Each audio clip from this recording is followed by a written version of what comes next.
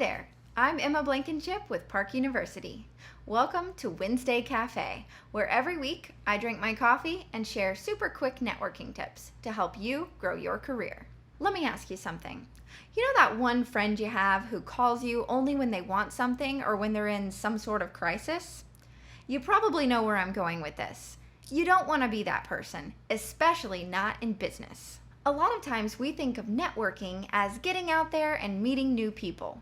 And that's true. That is part of what networking is all about. But the other, bigger part of networking is maintaining your professional relationships. If you find this overwhelming, here are a few quick tips to help you break it down. Number 1, make a list.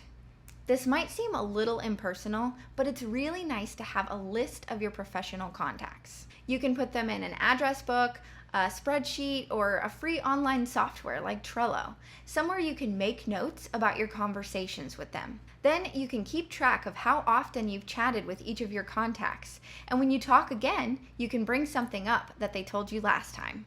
That brings me to number 2, be thoughtful. Let's say you're reading a book or listening to a podcast and you hear some piece of information that reminds you of someone you know. It could be a client, a colleague or former colleague, or someone that you sit on a board with. Stop what you're doing and get in touch with that person. It doesn't really matter how you do it. You could do a phone call, an email, or my personal favorite, a handwritten note. This kind of thoughtfulness goes a long way to building a lasting relationship.